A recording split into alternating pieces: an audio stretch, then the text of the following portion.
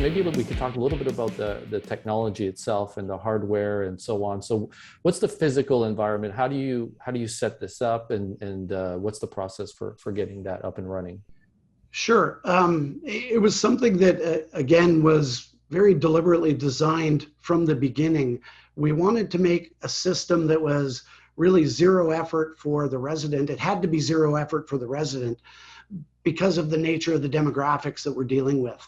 Um, Wearables just, there's a lot of studies. It's not that it's bad technology or that it doesn't work. It certainly works. And there's a lot of great wearable technology out there. The important thing to understand with wearables is that, number one, it has to be worn to work. And in the long-term care setting, specifically residents that are living with dementia or other forms of cognitive decline, they may not want to wear it. They may take it off. They may damage it. This becomes a management nightmare for the facility. Now they've got an inventory of devices that they have to make sure are functioning, charged, in good working order. Otherwise, what's the point? So, we knew we didn't want to go in that direction, that wearables weren't really suitable. And again, this is backed up by other research, not just by us. Secondly, we knew it couldn't be camera-based for obvious reasons in sleeping and washroom areas. And there were a couple of other considerations that weren't so obvious initially, but again, we learned from asking questions from the stakeholders. A lot of our competitors are building Wi-Fi based devices. That's problematic in today's world in long-term care, primarily because, well, there's two main reasons why Wi-Fi can be problematic. One is signal propagation. It's dependent on the construction of the facility.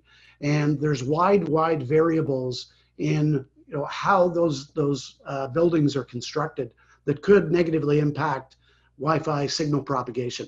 Secondly is that in today's world, everybody's buying mom, dad, grandpa, grandma, their uncle or aunt, or their loved one in long-term care, wireless devices. They're buying them tablets so that they can FaceTime. They're buying them tablets so that they can stream Netflix or other streaming services. There's a finite amount of bandwidth that's available, and the bandwidth contention becomes an issue as well. There isn't infinite bandwidth available, and for a mission critical solution platform like fall detection and measuring activities of daily living to prevent falls, if you're reliant on Wi-Fi, that's a problem. And there's another way that we wanted to make sure as well, was that powering the devices.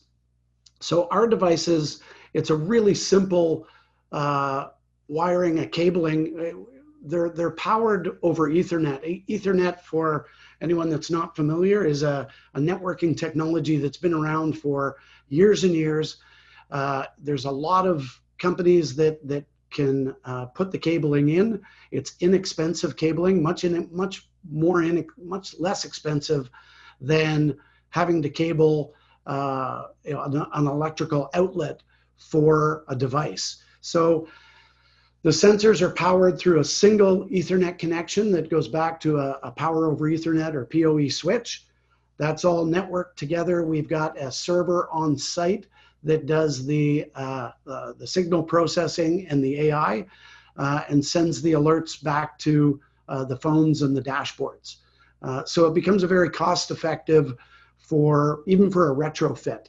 Again, one of the less obvious considerations that seem to be lacking in some of our competitors that are AC powered is that, in any setting, the AC is down near the baseboards, which is fine. You can put a sensor or a camera, high up on a wall, and you can run a cable that's long enough to plug in.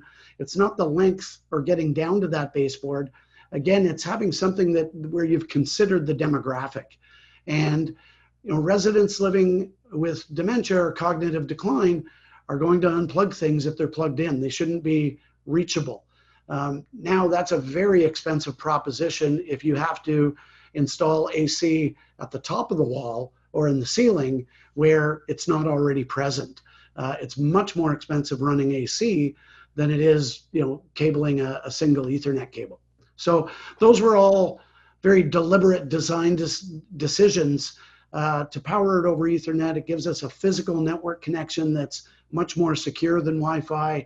It's less expensive for powering than putting in a distinct AC power for each one, or batteries for that matter. Batteries, again, that's a management. You're putting a burden on the facility to check that devices are charged or that the batteries are good if they need to be changed.